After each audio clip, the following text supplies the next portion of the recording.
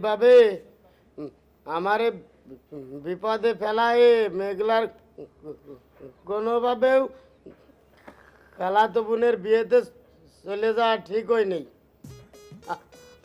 আরে বাবা, তোর মামা চড় মারছে আমার, তোরে তো মারে নাই। হ্যাঁ, তুই কি জন্য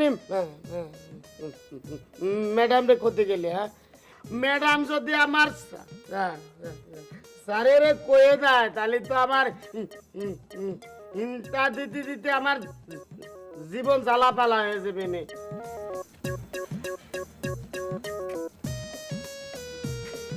এই বেটা Montu, sir sir sir gate খোলা রেখে এইভাবে এই দিক ঘুরে বসে রয়েছিস কেন?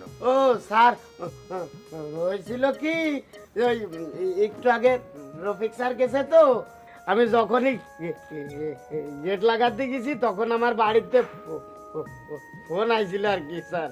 এইভাবেই তো তুই আমার সর্বনাশ করবি রে। কারণ যদি গেটটা খোলা রাখিস, চারিদিকে যেভাবে শয়তান লোকের আনাগোনা এবং ছিনতাইকারী, চোর, ডাকাত সবই আছে। গেটটা খোলা রাখবি না, একটু সাবধানে থাকতে হবে। সাবধানে না থাকলে বিশাল ক্ষতি হয়ে যাবে। জি স্যার, আর কোনো ভুল হবে না স্যার।